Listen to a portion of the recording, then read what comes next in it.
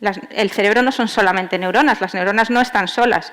De hecho, lo que ocurre es que las neuronas, de tan listas que son un poco tontas. Es decir, están tan especializadas en hacer eso que hacen tan bien, que es transmitir el impulso nervioso, que hay muchas otras cosas que no saben hacer y necesitan muchas otras células para apoyarlas, que son las que llamamos las células de glía. Cajal, además de averiguar todo esto, y ahora voy a entrar en las células de glía, lo que creó es una grandísima escuela. Entrenó a muchísimos otros neurocientíficos en Madrid y de toda España, y entre ellos pues estaba nuestro querido Nicolás Achúcarro, que nació aquí en Neguri.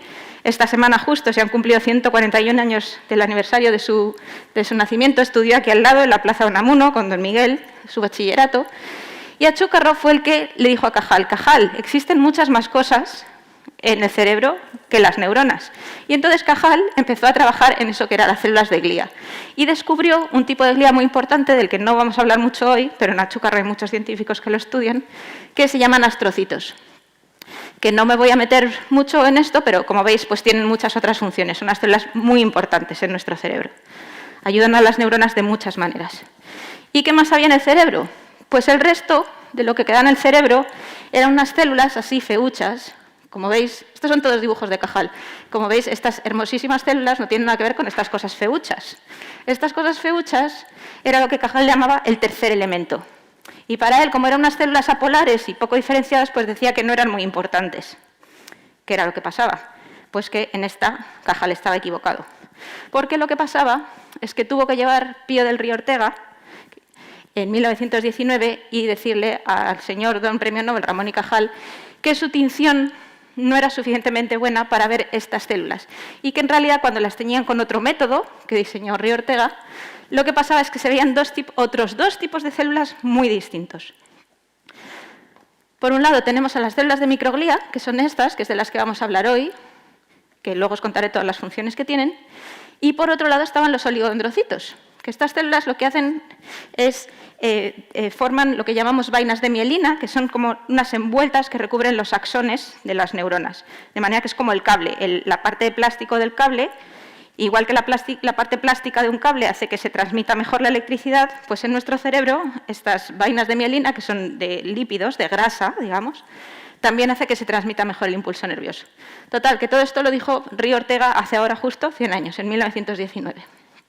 Entonces, ya nos vamos a centrar en la microglía y voy a ir entrando poco a poco. Ahora ya nos vamos a avanzar esos 100 años y vamos a ver qué sabemos ahora de la microglía. Pues sabemos que hacen muchísimas cosas. Son unas células extremadamente plurifuncionales. Entonces, están aquí representadas en muchos de estos dibujitos muchas de las funciones que hacen. Una de las cosas más importantes que hacen, que ahora os voy a enseñar con más detalle con los vídeos, es que estas prolongaciones se mueven. Tienen unas pequeñas patitas que están así constantemente como sampleando, y eso lo vamos a ver ahora. ¿Y para qué les sirve eso? Pues entre otras cosas para contactar con todas las demás células del parénquima nervioso. Contactan con las células madre, con las neuronas, con la sinapsis, con los oligodendrocitos, con los astrocitos, con todo. Y además esto es lo que les permite hacer lo que para mí es una de sus funciones más importantes, y ya entramos en materia, que es la fagocitosis, que es el comerse otras cosas. Pueden comer muchas cosas. Si hay una neurona muerta, se comerán la neurona muerta. Si hay una meningitis y tenemos bacterias en nuestro cerebro, se comerán las bacterias invasoras. Si se mueren los oligodendrocitos y hay restos de mielina, se comerán los restos de mielina. Si tenemos Alzheimer y tenemos placas de beta-amiloide, también se comerán el beta-amiloide. Pero todas esas cosas que puede comer, uno tiene que especializarse un poco, y mi laboratorio en lo que se especializa es en su capacidad para eliminar células muertas. Y por eso digo que son como los carroñeros del cerebro. Entonces vamos a verlas en acción. Vale, este es un vídeo en tiempo real, veis aquí los segundos. Esto está hecho en un ratón que está vivo, se le puede poner el microscopio justo aquí encima, a través de una pequeña pantalla, digamos, que se le pone en la cabeza. La microglía tenemos maneras de hacer que emita luz fluorescente, así que la podemos ver. Y como veis, pues esto está todo el rato moviéndose. ¿Y para qué les sirve este movimiento? Pues ahora vamos a ver otro vídeo.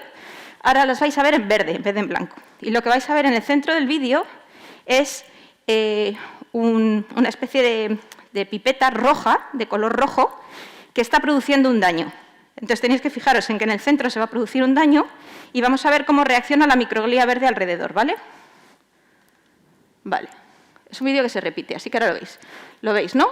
Cuando empieza el daño, a ver, ahora veis como toda la microglía de alrededor hace ¡fush!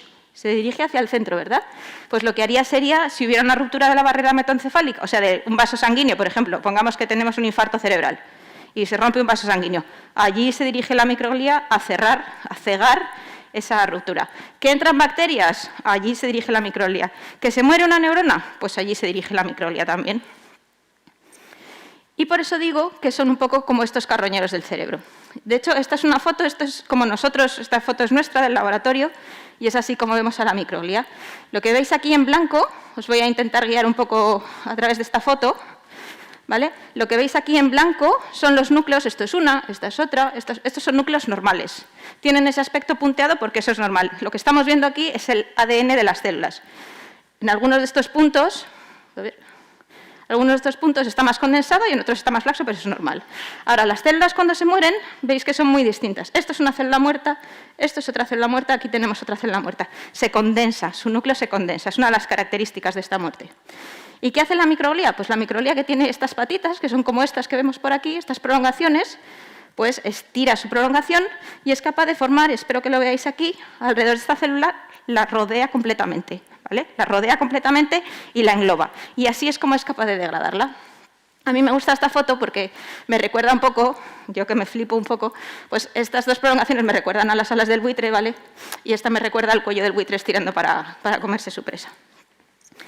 Entonces, ahora que más o menos hemos visto lo que es este proceso y cómo lo visualizamos en el laboratorio, lo que voy a contaros es, pues, en forma de lecciones, de grandes conclusiones, cosas que hemos ido aprendiendo en el laboratorio de cómo funciona este proceso. La primera lección, pues que la microglía es un fagocito súper eficaz. Tiene una gran capacidad de comer células muertas. Y para ver eso nos tenemos que hacer varias preguntas. Primero, ¿dónde lo vamos a mirar? Y después, ¿por qué lo vamos a mirar ahí? ¿Dónde lo vamos a observar esto? Pues de todo el cerebro, que es muy grande. En nuestro laboratorio trabajamos sobre todo con un área que se llama hipocampo. Aquí tenemos un cerebro humano y aquí tenemos un cerebro de ratón, visto desde arriba. Esto no está a escala, obviamente. En azul está dibujado el hipocampo. En humanos estaría como por aquí, como por esta zona de aquí, ¿vale? ¿Por qué se llama hipocampo? Pues porque tiene forma de caballito de mar, aunque vosotros, obviamente, en esta foto no podáis deducir en absoluto que tiene forma de caballito, pero bueno. ¿Y por qué esta zona? Primero, porque es una zona súper importante. En todos los procesos de memoria y aprendizaje está implicada esta estructura del cerebro. La tenemos aquí y es importantísima para la memoria espacial, bueno, para todos los tipos de memoria y el aprendizaje. Y además porque el hipocampo tiene una particularidad muy interesante. Y es que, voy a hacer un pequeño rodeo y ahora vuelvo al hipocampo. Bueno, vosotros sabéis que el cerebro tiene muy mala capacidad de regeneración. Cuando tenemos un infarto cerebral no se regenera, cuando tenemos Alzheimer no se regenera. En cambio, ¿por qué cuando nos hacemos una herida en la piel sí se nos regenera, sí se nos cura? O incluso si nos cortan un trozo de hígado, sí se nos regenera y sí se nos cura. Bueno, pues porque en otras zonas, como la piel o el hígado, tenemos unas células madre que son capaces de volver a producir las células típicas del hígado, las células típicas de la piel y demás. Nuestro cerebro no es así. Nuestro cerebro, nacemos con un número de neuronas que vamos perdiendo a lo largo de la vida, ¿vale? Y por sí mismo el cerebro no puede volver a regenerarse y volver a formar neuronas, excepto en un par de sitios muy particulares, uno de los cuales es el hipocampo, ¿vale? Y este proceso es el que llamamos neurogénesis adulta. Y ahora volvemos a por qué esto es importante para la fagocitosis. Enseguida llegamos. Vale. ¿Qué es lo que ocurre en esta neurogénesis adulta? Aquí en gris están representadas esas neuronas que veíamos antes y lo que pasa es que en el hipocampo tenemos unas de estas que tienen esta forma particular, como de brócoli, puede decirse, que son las células madre. Se dividen, hacen muchas copias de sí mismas, pero se van perdiendo a lo largo del camino, porque de hecho muchas de ellas se mueren. Al final, a lo largo de todo este proceso, forman nuevas neuronas. Esta es la neurogénesis adulta, en la que no me voy a meter, pero, y aquí viene la parte interesante para nosotros, como hay muchas células muertas, de manera natural, incluso en un cerebro adulto, nos sirve muy bien para estudiar quién se come estas células muertas. Así que ya hemos llegado a por qué utilizamos este modelo para estudiar la fagocitosis. Vale. Ahora que ya sabemos dónde vamos a mirar la fagocitosis, vamos a ir a nuestra lección de ver si de verdad la microglía es un fagocito muy eficaz. ¿Y cómo se ve? Bueno, pues un poco como os he dicho antes. Volvemos a ver aquí todos estos núcleos normales. Aquí ya veis, ya si habéis tenido el ojo un poco entrenado, aquí ya vais viendo, esta célula es distinta, ¿verdad? Esto es una célula muerta, una célula apoptótica.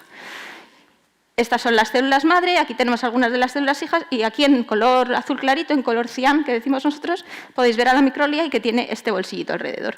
Pues lo que vemos es que casi todas estas células apoptóticas ya están en este bolsillo. O sea, en cuanto una célula se muere, enseguida es reconocida por la microglia que se la come. Los dos procesos están como acoplados. ¿Vale? Y si hacemos una reconstrucción tridimensional, pues esta es esta célula. Podéis ver que aquí está el núcleo, que sería este. Emite una prolongación por aquí, otra por aquí, y al final de esta patita es donde tiene el bolsillo fagocítico que está rodeando esa célula. ¿Qué más hemos aprendido y que es muy importante? Pues que la fagocitosis ocurre en etapas. Y ahora vamos a utilizar una especie de perspectiva un poco antropocentrista.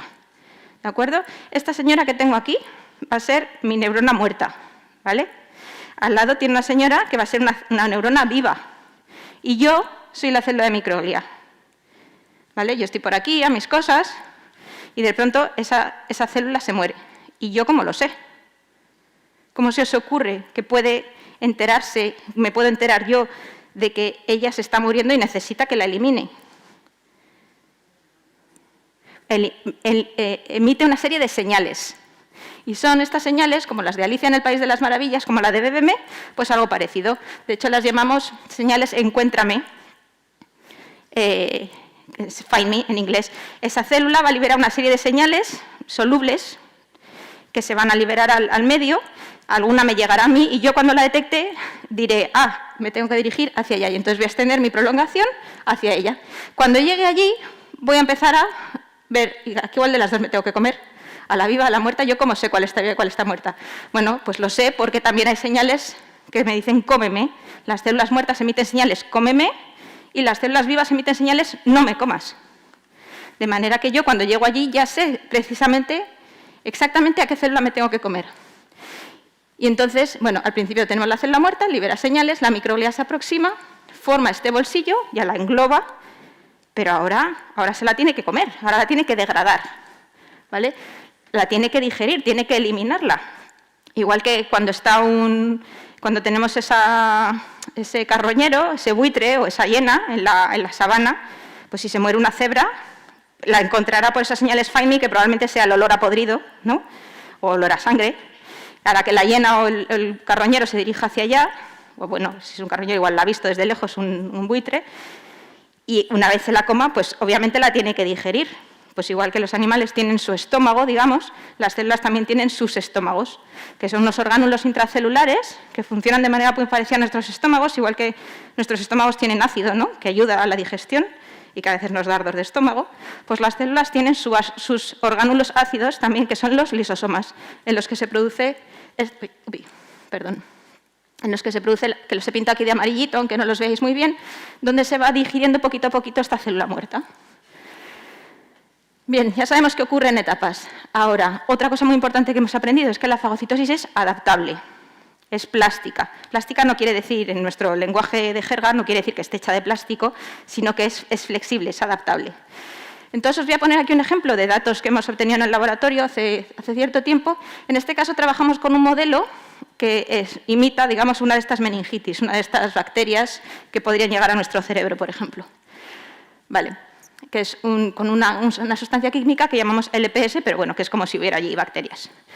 ¿Qué es lo que nos pasa? Pues aquí tenemos nuestro hipocampo, el que veíamos antes, aquí están muy chiquititas todas las neuronas, y aquí ya empezáis a ver que hay algunas de estas, aunque las veáis muy pequeñas, algunas de estas blancas que brillan mucho. Pero aquí de momento no podemos ver mucho. Comen más, comen menos, ¿qué es lo que les pasa?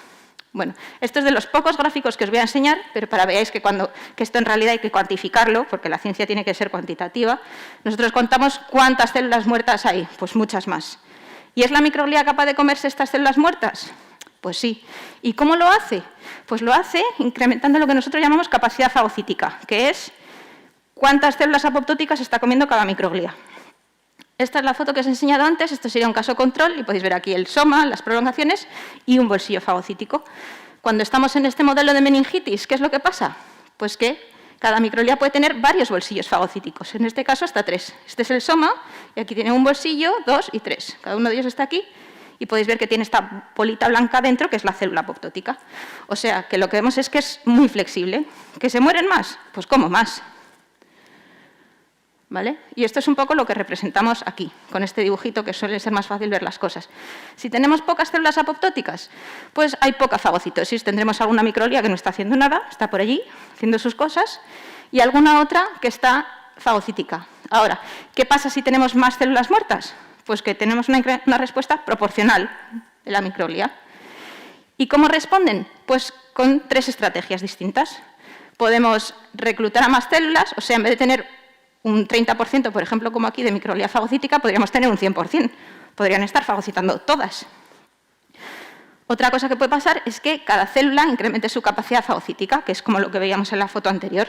Por ejemplo, aquí tenemos una microglia comiéndose hasta 3. Y además la microglia podía proliferar. O sea, podríamos tener todavía más células de microglia.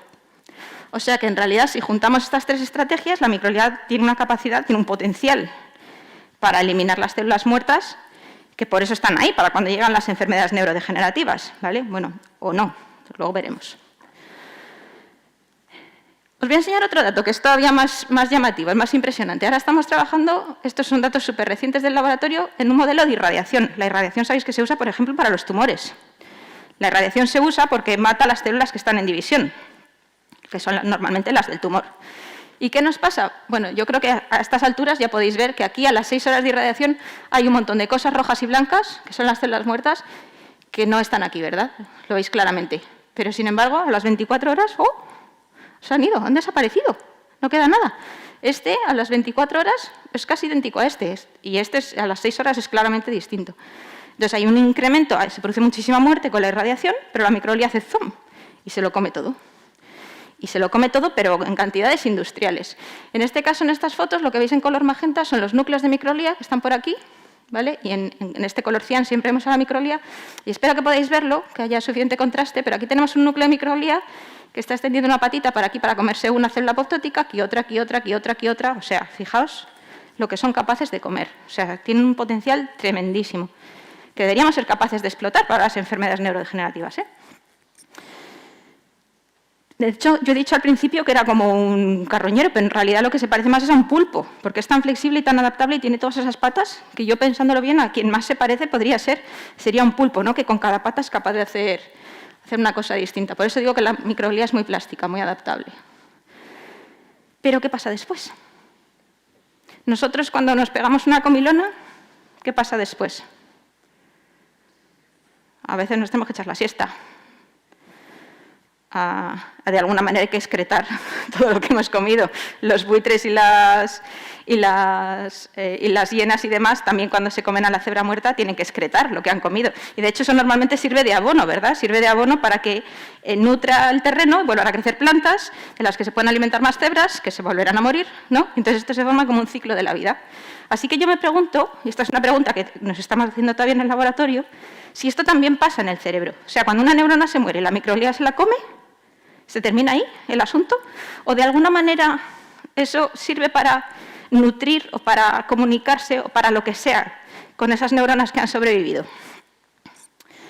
Pues eso, la fagocitosis es reconocimiento, englobamiento y degradación, pero ¿después qué? Bueno, pues esto es uno de los proyectos que tenemos ahora en marcha en el laboratorio que estamos intentando comprender, ¿vale? Y una de las cosas que hemos estudiado son las mitocondrias. Las mitocondrias, no sé si os sonarán, pero son, igual que antes os he hablado de los lisosomas, que son como los estómagos de la célula, pues hay otros orgánulos igualmente interesantes que son las mitocondrias, que se les ponen estos bracitos así en plan potente, se les llama el powerhouse de la célula. Son los orgánulos que producen la energía, ¿vale? Sin los cuales las células no pueden vivir. Pues si nosotros hacemos microscopía electrónica, que son estas imágenes súper detalladas con muchísima magnificación de una microglia control y una microglia fagocítica, aquí en naranja vemos que una microglia control tiene muchas más mitocondrias que una microglia fagocítica. Le están pasando cosas. No entendemos muy bien todavía qué es lo que les pasa, pero hay una reordenación de todas sus mitocondrias y de todo su metabolismo. De hecho, estamos empezando a pensar que esto les produce una especie de estrés metabólico, pues eso, que tienen igual como una especie de empacho. Igual que cuando uno se pega un atracón, tiene un empacho y se tiene que echar una siesta, Pues pensamos que algo parecido le está pasando a la microglía cuando come mucho, que durante un tiempo está tan ocupada en digerir todo lo que ha ingerido que igual no es capaz de ocuparse de nada más. Igual necesita un tiempo para recuperarse y volver a recuperar su función, pero todavía no lo sabemos. Otra cosa que pensamos es que, de alguna manera, esto les sirve para comunicarse con otras células. Porque, ahora os lo cuento un poco mejor, pero ¿qué hacemos con todo eso, insisto, que hemos ingerido? Las células no tienen mecanismo de excreción, o sea, no tienen un sistema digestivo y un ano donde puedan poner unas heces, no existe eso. Pueden eliminar cosas a través de su membrana, en pequeñas vesículas o como sea, pero eso que posiblemente lo liberen al medio, ¿cómo lo van a entender? ¿Cómo lo van a leer las neuronas que tienen alrededor? ¿Lo van a entender como una señal de algo? ¿Van a ser capaces de leerlo? ¿Les va a dar igual a las neuronas que tienen alrededor? ¿Qué es lo que pasa con todo eso? ¿No? Bueno, pues uno de los experimentos que hicimos, y ahora así cerramos un poco el círculo y volvemos a la neurogénesis. Como ya sabemos, en la neurogénesis se producen muchas nuevas neuronas, se producen muchas células muertas, la microglía se las come, y una de las cosas que hemos averiguado en los últimos años es que, en respuesta a esto, la microglía libera cosas a su alrededor, lo llamamos el secretoma, porque es de secretar, pero bueno, son cosas que libera a su alrededor, que de alguna manera informa hacia atrás a la neurogénesis, forma como una especie de bucle de retroalimentación, las está señalizando, les está diciendo que tienen que dividirse menos. Y estos son algunos de los ejemplos de cosas que vemos en el laboratorio. Por ejemplo, si cultivamos estas células madre, las podemos poner en una plaquita y las tratamos con el líquido que hemos recolectado de la microglía control, pues tienen este aspecto, pues unas rojas y otras verdes porque son astrocitos de distintos tipos, pero podéis ver que el aspecto que tienen cuando les ponemos el medio de la microglía fagocítica es completamente distinto. Es decir, que efectivamente en este medio la microglía después de la fagocitosis, y por eso de ahí viene un poco el título de la charla, es la vida después de la muerte de las neuronas, porque hay estos bucles de retroalimentación. Esta microglía fagocítica puede informar de lo que ha pasado a las células de alrededor. Bueno, y ya vamos a la última parte. Os vengo diciendo, intentando convenceros de lo estupenda que es la fagocitosis, lo bien que funciona, el tremendo potencial que tiene la microglía fagocítica, pero ahora vamos a testarla, ¿no? Vamos a ver, cuando llega el momento de la verdad, ¿qué es lo que pasa? Bueno, pues hace unos años hicimos un trabajo en epilepsia, ahora estamos trabajando en un modelo de infarto cerebral y vemos cosas muy parecidas. La epilepsia, sabéis que es una enfermedad en la que hay convulsiones, se origina por una disfunción de los circuitos del cerebro y, bueno, hay muchos tipos de epilepsia, las hay genéticas, las hay adquiridas por accidentes, los hay que no se sabe de dónde vienen. Muchas de estas epilepsias se inician precisamente en el hipocampo, que es la misma estructura de la que venimos hablando toda la charla. Con la desgracia para los pacientes de que, en realidad, para la epilepsia no hay cura. Lo único que hay es tratamientos que pueden servir para paliar las convulsiones, pero no curarlas. Y, de hecho, hay mucha gente que es resistente a los fármacos o farmacoresistente, es decir, que no hay manera de controlarles las convulsiones. Y cuando eso pasa, muchas veces, la única opción que le queda a los pacientes es extirparles ese hipocampo, que con todo lo que os he dicho de lo importante que es en procesos de memoria y aprendizaje, os podéis imaginar que obviamente no es bueno, pero a veces no queda más remedio porque si no, no pueden controlar las convulsiones. Bueno, pues nosotros hemos trabajado con este tejido que le extraen a los pacientes de epilepsia, que es incontrolable, obtenido de aquí de cruces, y también con un modelo de epilepsia de ratón. ¿Y qué es lo que vemos? Pues vemos lo que no nos esperamos, que ahora la microglía no come nada, nada de nada de nada. Este vuelve a ser nuestro amigo el hipocampo de ratón, control, y aquí en epilepsia, que podéis decir, oye, qué trozo más raro ha cogido. Y no, no es que haya cogido un trozo raro, es que esto, que se ensanche así, el giro dentado del hipocampo, es precisamente una de las características de la epilepsia. Y una de las cosas que vemos es que muchas de estas células apoptóticas, que ya sabéis reconocer aquí, que está aquí al lado de esta microglía, pero no veis el bolsillo. Y aquí hay otro astrocito, de esos que contábamos al principio, un astrocito reactivo, que tampoco está formando bolsillo. Y cuando lo vemos en el tejido humano, este es un hipocampo de humano, también vemos muchas células apoptóticas donde la microglía ni se la ve ni se la espera. Algunas sí.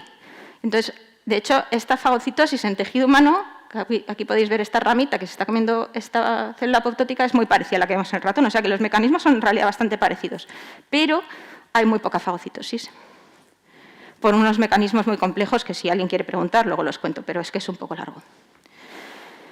Entonces, bueno, tenemos un sistema muy eficaz, pero en algunas enfermedades neurodegenerativas falla, como la epilepsia y el infarto cerebral. Entonces, las células apoptóticas no se eliminan. Eso lleva a que, como no se eliminan, es como una cebra pudriéndose en la sabana. Pues de la misma manera, esa célula muerta está liberando contenidos tóxicos a su alrededor, ¿de acuerdo? Y está dañando a las células que tiene alrededor. Total, que se nos acumulan los residuos, tenemos inflamación. Y esto es un poco, a mí me gusta poner el símil, es como si estamos en fiestas de Bilbao y de pronto se genera mucha más basura. Y además tenemos a los barrenderos de huelga. Pues fatal, ¿no? Tendríamos que generar menos basura, pero además necesitamos a los barrenderos. Tenemos que prevenir la muerte de las neuronas, pero además las que se mueren tenemos que ser capaces de retirarlas con eficacia. Así que lo que tenemos es que empezar a pensar que tenemos que rescatar este sistema del cerebro que sabemos que por sí mismo es tan eficaz, entender por qué no funcionan estas enfermedades e intentar rescatarlo, porque igual podemos sentar la base de terapias futuras que ayuden a que el cerebro se regenere más rápidamente cuando tenemos una enfermedad. Y en eso estamos ahora. Pero esta lección tiene una pregunta, porque todavía no lo sabemos. ¿Igual podemos utilizar la fagocitosis como herramienta terapéutica? Pues no lo sabemos, estamos intentando demostrarlo. Entonces, para encontrar estas herramientas, lo que hemos hecho, aunque esto suena un poco técnico, pero lo que hemos hecho ha sido una cosa que se llama cribado de alto rendimiento, que en realidad consiste en un modelo muy simple, que es en placas de cultivo que están pintadas aquí, con la microglía de las células apoptóticas, pues echarles un montón de sustancias químicas, cada químico en un pocillito, de manera que podemos medir un montón de fármacos a la vez. Hemos testado unos 600 o así. Y de esos 600, pues tenemos algunos que son pro-fagocitosis y otros que son antifagocitosis, pero para cada una de las etapas. Unos actúan sobre el enclavamiento y otros actúan sobre la degradación. De manera que, de hecho, para terapias es posible que necesitásemos los dos. Unos pro-englobamiento y, además, otros pro-degradación. Pero bueno, ahí estamos testando. Así que con esto yo ya termino, porque en realidad todas las cosas que hemos venido contando, así un modo de resumen, es que, pues según el tipo de experimento que queramos hacer, tenemos que analizar la fagocitosis in vivo o in vitro en cultivos, que tenemos que analizar lo que pasa en la fisiología para entender lo que pasa en la patología, que tenemos que entender el impacto de este proceso en la propia célula de microglía, como hemos visto sobre las mitocondrias, pero también el impacto que esto tiene en el entorno, en las células que tiene alrededor, y sobre todo que tenemos que ser capaces de discriminar cómo actuamos sobre el englobamiento y sobre la degradación, que son dos procesos completamente distintos. Así que con esto ya voy a terminar, dando las gracias a Chúcarro, al Departamento de Neurociencias de la Universidad, a Iker Basque, a la cátedra, por supuesto, a todas nuestras agencias financiadoras y a toda la gente del laboratorio, que al final es la que hace todos los experimentos, ¿no? Jorge, Ainhoa, Alice, que está aquí presente, Sol, Iñaki, Virginia, Mar, Noelia y Marta, y la gente que ha pasado otras veces por el laboratorio. Así que nada, con todo esto, muchas gracias por vuestra atención y estoy abierta a todas las preguntas que podáis tener.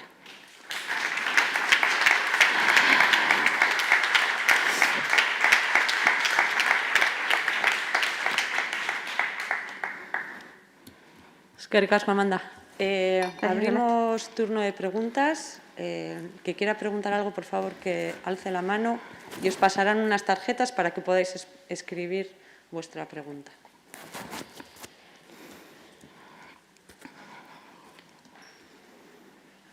No te digo.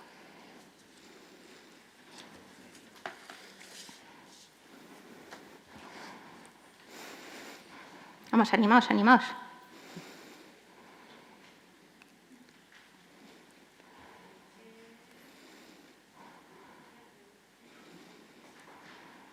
Que esto de escribir en tarjeta es un poco más rollo que lo de levantar la mano, pero...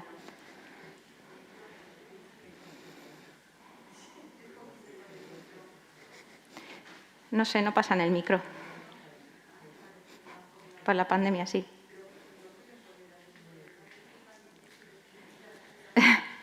Bueno, usted dígalo y yo lo repito.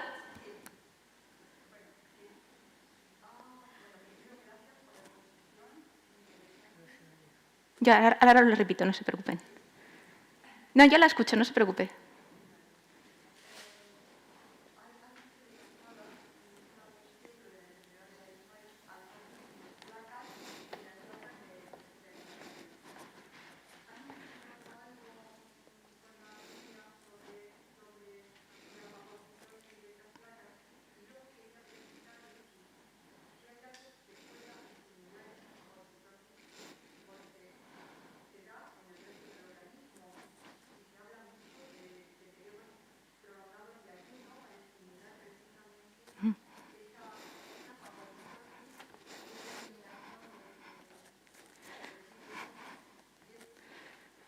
Bueno, sí.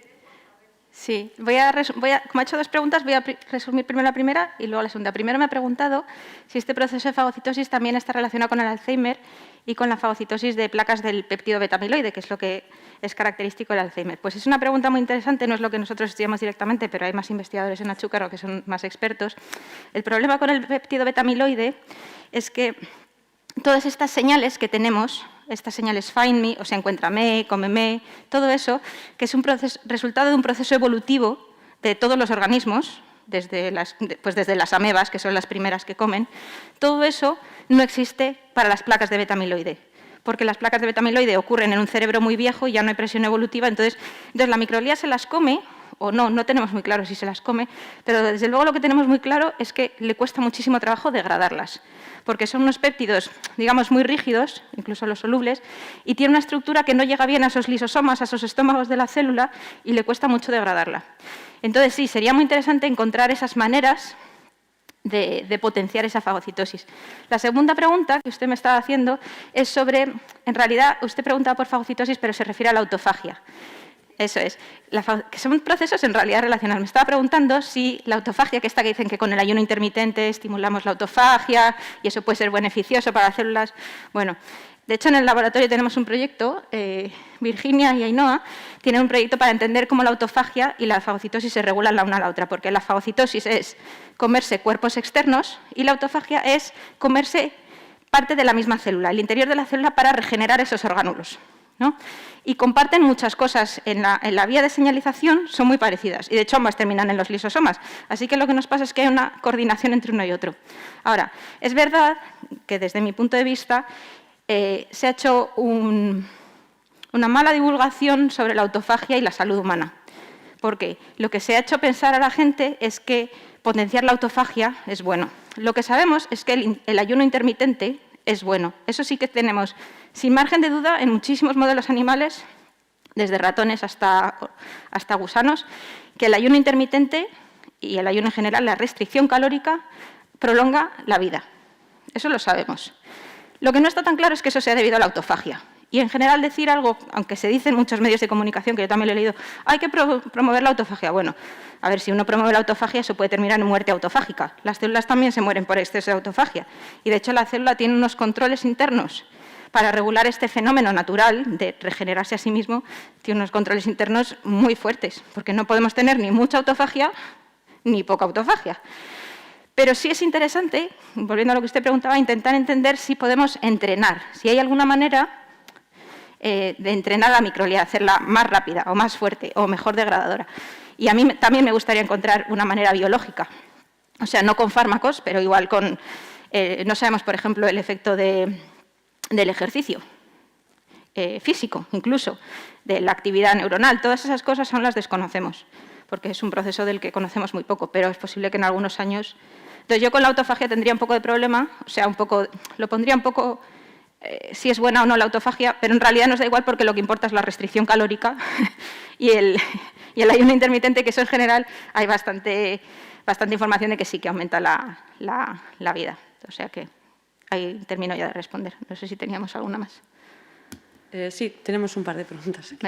A ver, la primera es si este proceso de fagocitosis se da en todas las edades o solamente cuando alcanzamos la edad adulta. Y además, si influye mucho con nuestra forma de sentir y ser más o menos sensibles. La primera es más fácil, la segunda es más difícil. Bueno, la primera es una pregunta súper interesante porque hay una cosa que no os he contado y es que la microglía no es una célula que nazca en el cerebro. El cerebro se forma, el embrión tiene 3 capas, cuando todavía está al principio del todo el desarrollo embrionario, recién fecundado, tienes 3 capas, el ectodermo que está fuera y luego el mesodermo y endodermo. El ectodermo, que es la capa que está fuera, hace así una invaginación, forma un pliegue y a partir de ahí se forma un tubo que va a ser nuestro cerebro, va a ser la médula espinal y eso se empieza así a doblar y es lo que forma nuestro encéfalo.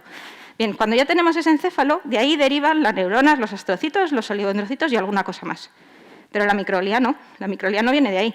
La microglía viene de otra zona del embrión súper lejana y primitiva que se llama saco vitelino, que está fuera incluso de esas 3 capas, y lo que hace es que durante el desarrollo embrionario entra en el cerebro y lo invade. O sea, que es como una especie de invasor. Así que cuando invade el cerebro lo que tiene que hacer es aprender a leer las señales del cerebro. Tiene que aprender a entender lo que dicen las neuronas, a comunicarse con las neuronas, a funcionar con las neuronas, porque si no sería como un macrófago del hígado o del pulmón. Y no, la microglia no es como un macrófago del hígado o del pulmón, está adaptada al cerebro. Y durante ese proceso, precisamente, una de las cosas que pasan es que hay una maduración de la fagocitosis. Sabemos que al principio no son muy buenos fagocitos y en un adulto son mucho más eficaces fagocitos, que esa es la respuesta a la pregunta que me hacían. ¿Cómo ocurre ese proceso? Pues todavía no lo sabemos, pero es precisamente Alice, es una de las cosas que está estudiando en el laboratorio, intentar entender cómo ocurre ese proceso de maduración de la microglia y cómo va adquiriendo esa capacidad de fagocito. ¿Cómo actúa eso sobre nuestras emociones? Pues no lo sabemos, porque entre la biología molecular y celular, que es más o menos lo que yo hago, hasta el comportamiento, tenemos un montón de escalas intermedias de complejidad que son como, o sea, sería, digamos, como intentar entender cómo funciona una tele cuando uno lo que trabaja es con las hormigas. Yo trabajo con las hormigas y los sentimientos son cómo funciona una tele. Entonces, en realidad el salto es tan grande que de ese mecanismo celular a algo tan complejo como las emociones, la verdad es que hay demasiadas etapas que no podemos entender, porque las emociones se regulan en grandes circuitos del cerebro, muy complejos, con balances de distintos neurotransmisores. No es lo mismo cuando pues, tenemos un sistema de recompensa, por ejemplo, que cuando sentimos placer, por ejemplo, asociado a la comida o las relaciones sexuales, se activa. Tenemos una corteza prefrontal, que es la que nos enfoca la atención. Tenemos un desbalance de neurotransmisores cuando tenemos depresión, ansiedad. Claro, todo eso está en una escala de complejidad los que estudiamos aquí este nivel basal de neurociencia básica todavía no podemos entender. Con lo cual, pues, en realidad no tengo respuesta. Igual a Olat se le ocurre algo que comentar. No, nada. Esa era pregunta trampa, ¿eh? Sí, bueno, había otra pregunta por aquí. Que si habéis estudiado el impacto de la fagocitosis en otras enfermedades, además de la epilepsia, por ejemplo, la migraña. Que le ha gustado mucho la exposición. Gracias. Pues ahora estamos trabajando con el infarto cerebral. Es verdad que, claro, ¿por qué hemos elegido estas enfermedades? Pues obviamente porque son relevantes, pero también porque desde un punto de vista técnico, digamos, son relativamente fáciles de replicar. Es decir, pensar que nosotros la mayor parte del trabajo que hacemos es con ratones. El infarto cerebral en un ratón y en un humano se parece mucho. La epilepsia en un ratón y en un humano se parece mucho, de manera que probablemente muchas de las cosas que podamos aprender en ratones luego podamos extrapolarlas al ser humano, pero la migraña en ratones, pues es que la migraña no sabemos ni por qué pasa en humanos, o sea, ni siquiera en humanos sabemos cuál es el origen de la migraña, ¿no? Podríamos pensar cosas intermedias, el Alzheimer, hay mucha gente que trabaja en Alzheimer, como Olat, pues incluso el Alzheimer es más complicado porque a mí me resulta fácil estos modelos, y esto es una limitación de nuestro trabajo que hay que asumir, porque son buenos modelos porque producen mucha muerte en un periodo de tiempo muy corto. Entonces, yo tengo gran capacidad en el laboratorio de poder ver si hay fagocitosis o no.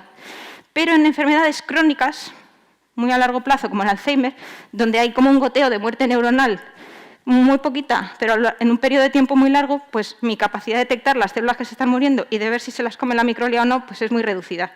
Entonces son modelos que técnicamente para estudiar esto son mucho más complicados. Y luego ya eso, si nos vamos a cosas que en realidad casi no podemos ni modelar en el laboratorio, como la migraña, porque no sabemos qué se causa, pues todavía más difícil. O sea, yo no digo que esto sea un mecanismo universal, sabemos que en algunas enfermedades ocurre.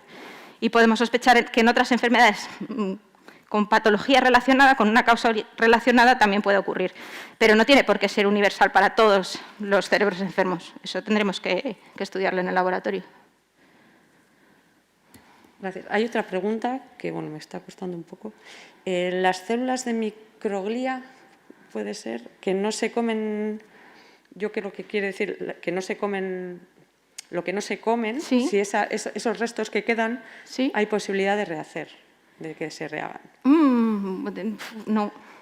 En realidad es una pregunta porque no sabemos qué pasan. Bueno, en realidad lo que pensamos es que no se los coman, es que simplemente tarda más. O sea, si a mí se me mueren 10 neuronas en 1 hora, yo puedo eliminarlas todas en las siguientes 3 horas o tardar 24 horas en eliminarlas. Si tardo mucho tiempo en eliminarlas, se siguen quedando un tiempo en el tejido, dejando guarrerías por allí.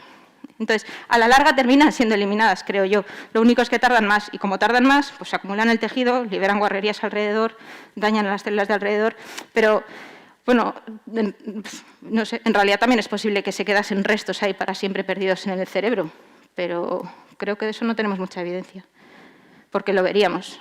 Al menos por microscopía electrónica lo deberíamos ver, ¿no? Entonces, a ver, la microglía tampoco es la única célula capaz de comerse cosas. Otras células, por ejemplo, los astrocitos también tienen capacidad de eliminar. Es que en realidad es que está en las amebas, los organismos unicelulares, todas las células tienen capacidad de comer. Lo que pasa es que algunas son profesionales, lo hacen especialmente bien, como la microglía, pero en realidad probablemente si hay residuos pues terminarán reabsorbidos por cualquiera que pase por allí, igual de manera menos eficaz y más lenta, ¿no? Pero yo creo que no quedarían, y desde luego que eso dé lugar a regeneración, eso yo creo que no puede pasar.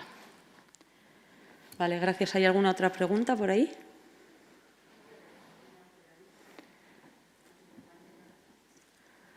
Me han pasado 3. No sé, ¿no? Bueno, si quiere preguntar, yo la escucho. ¿Sí?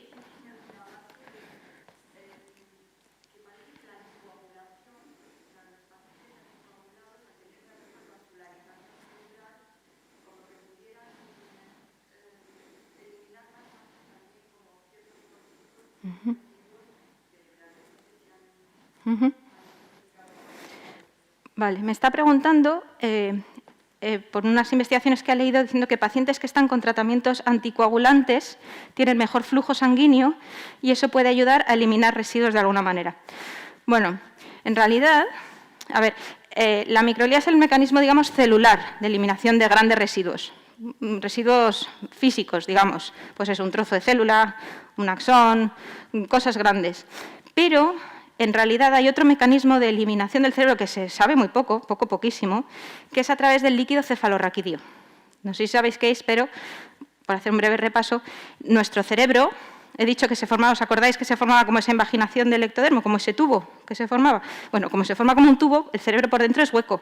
Por eso tenemos por dentro los ventrículos y el líquido cefalorraquídeo. Las mujeres, sabréis, las que se han puesto la epidural se pone precisamente en el espacio ahí donde está el líquido cefalorraquídeo, dentro de la columna.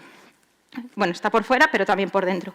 O sea, nuestro cerebro tiene como un esqueleto hidrostático que está relleno de este líquido cefalorraquídeo. Y ese líquido cefalorraquídeo, que fluye por dentro del cerebro, se produce, va fluyendo y se van eliminando, podría estar relacionado con este mecanismo también de eliminación de sustancias tóxicas. No ya grandes cosas pesadas, digamos, como la microglía, sino pequeñas sustancias tóxicas, aunque digo que se conoce muy poco. ¿Hasta qué punto está ese líquido cefalorraquídeo relacionado con el flujo sanguíneo? Pues está relacionado, pero tampoco se sabe mucho. Entonces, es que en realidad tenemos muchas incógnitas todavía. Se sabe, en muchas enfermedades neurodegenerativas, se sabe que se encuentra en este líquido cefalorraquídeo, se encuentran productos derivados de las neuronas. Entonces, la explicación que se da es que parte de las neuronas que se mueren o parte de los tóxicos, que igual vienen en la microglía incluso, igual la microglía libera al entorno cosas ya degradadas, ya digeridas, digamos, y luego esas van al líquido cefalorraquídeo. Y ahí es donde se eliminan ya, porque terminan en los riñones, en la orina y demás. Pero en realidad no lo sabemos. O sea que lo que pasa es que muchas de las cosas que se dicen de los que están en anticoagulantes tienen mejor el sistema de eliminación, bueno, a veces son titulares que hay que poner un poco en contexto. Pero bueno, que tendría que ver la investigación exacta a ver lo que dice. Pero bueno, o sea que podría estar relacionado, pero yo creo que no se sabe mucho todavía.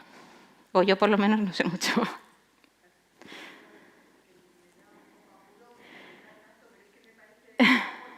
Claro. Bueno, si no me puedo quedar luego, ¿eh?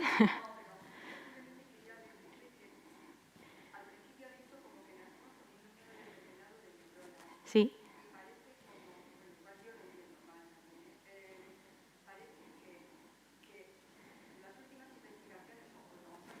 Sí.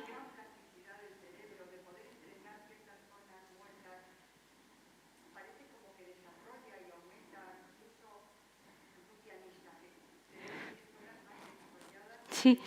Uh-huh.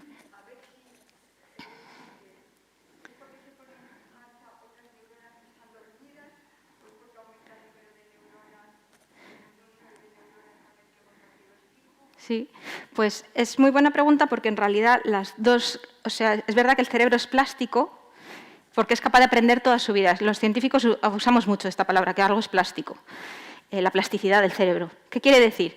Efectivamente, quiere decir que el cerebro es capaz de aprender. Por ejemplo, si uno tiene un accidente y termina ciego de un ojo, con el otro ojo va a aprender a ver mejor. Por ejemplo, o si uno pierde una mano, gana función con la otra mano. O la gente, bueno, no sé, se pueden aprender a hacer muchas cosas cuando a uno le falla algo, ¿no? O uno puede estar aprendiendo toda la vida. O un pianista que sigue aprendiendo a tocar, pues tiene circuitos mucho más desarrollados que una persona que no ha tocado el piano nunca. Y si te pones a aprender, pues se van a desarrollar esos circuitos. Eso, que es lo que llamamos esa plasticidad del cerebro, viene de las dos cosas principales que usted ha dicho. Una es la plasticidad de los circuitos y otra es la plasticidad de las células. La plasticidad de los circuitos se refiere a que estas conexiones que yo he mostrado al principio, estas sinapsis, pueden ser, voy a exagerar, más grandes o más pequeñas. Pueden facilitar más el paso de información por ahí o dificultarlo. Digamos que pueden ser como una autopista, que fluya la información a toda velocidad, o pueden ser como caminitos secundarios. Y a veces lo que pasa es que si hay un accidente y la carretera principal, el circuito principal, se ha visto interrumpido, esos caminitos secundarios son capaces de, aunque tengan que dar una vuelta, ¿no?, ir cada vez siendo más eficaces y igual terminan formando otra nueva autopista que permite que otra vez la información pase de manera tan eficaz. Y eso es gran parte de la plasticidad del cerebro, que está en las propias conexiones, en estas sinapsis. Pero es verdad que en los últimos años, con esto de la neurogénesis, se ha venido reclamando que otra forma de plasticidad posible sería, en esas únicas zonas en las que hay neurogénesis, como el hipocampo, sería a través de la producción de nuevas neuronas en el hipocampo y que eso contribuye a la plasticidad. Ahora, en ratones sabemos que sí, la neurogénesis participa de estos procesos de plasticidad, de aprendizaje, que si no hay neurogénesis los ratones aprenden peor, sabemos un montón de cosas de esas. Pero en humanos no lo sabemos. Y hay que tener un poco de cuidado al comparar ratones y humanos. O sea, los ratones están muy bien, yo también los utilizo, aprendemos muchas cosas, pero no son un cerebro humano. Y una de las cosas que pasa con la neurogénesis, de las que no se suele hablar, es que, aunque la llamamos neurogénesis adulta, no es que de pronto zas, voy a decir como Alex y Cristina, zas y aparezco a tu lado, no. Hace zas y no es que aparezca en el adulto, en realidad es el mismo proceso que ya estaba en el desarrollo embrionario que continúa en el adulto, pero continúa al mismo nivel, no, continúa en niveles muchísimo más bajos. Es decir, que lo que se ha podido estimar de lo que sabemos de neurogénesis en un ratón es que en un ratón juvenil, que puede tener 1 o 2 meses, hay mucha neurogénesis. Un ratón de mediana edad, que tiene 6 meses, tiene muy poca neurogénesis. Un ratón viejo, que ya tiene un par de años, no tiene neurogénesis, no tiene nada, no hay manera de encontrar ahí una célula dividiéndose. Y en los humanos, lo que podemos ver por evidencias más indirectas, porque claro, en los humanos no podemos hacer la misma, porque no los podemos manipular, entonces lo que podemos mirar en los humanos siempre es un poco más limitado. Los humanos, que sabemos que probablemente hay mucha neurogénesis en niños de 2 y 5 años, que eso empieza a decaer durante la adolescencia, que para los 20 años probablemente no les quede nada de neurogénesis en el hipocampo y que obviamente a todos los que estamos en esta sala, nuestra neurogénesis nos queda poco o muy poco. Entonces, sí, son dos formas de plasticidad, pero ¿cuánto de eso es recuperable en un cerebro ya viejo y adulto? Pues en realidad es mejor tenerlo entrenado toda la vida. Todo lo que dicen de no perder capacidades cognitivas con la edad, sobre todo es mantener al cerebro activo. El cerebro en el fondo es como un músculo, porque todo esto que estamos contando, lo de la neurogénesis, la plasticidad sináptica, todo eso, hay que esperar un rato ahora para salir, que está cayendo una.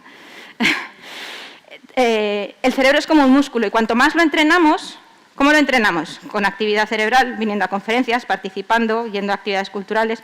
¿Cómo más lo entrenamos? Con buena nutrición. ¿Cómo más lo entrenamos? Con ejercicio físico. Todo eso es buenísimo para la actividad permanente del cerebro y retrasa el envejecimiento. ¿Qué más sabemos? Pues el estrés es muy malo. El estrés es muy malo para la cognición, para la neurogénesis y para todo. El alcohol es malo también, por mucho que nos guste. Y cosas así. En realidad, lo que se trata es de mantener un cerebro activo toda la vida. Eso es lo que más nos va a permitir enfrentarnos en la mejor de las condiciones cuando llegue el envejecimiento.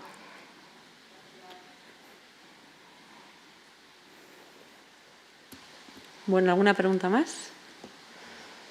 Bueno, si no es así, pues vamos a ir despidiéndonos Y bueno, queríamos desde la Cátedra de Cultura Científica de la Universidad del País Vasco pues agradecer su asistencia a la que ha sido la última sesión de este curso en Bidebarrieta Científica y además agradecer a la Biblioteca de Bidebarrieta por acogernos un año más y a Chucarro Back Center for Neuroscience por poner este broche final. Volvemos en septiembre con nuevos temas y esperemos que sean de su agrado. Eskerrik asko. Muchas gracias.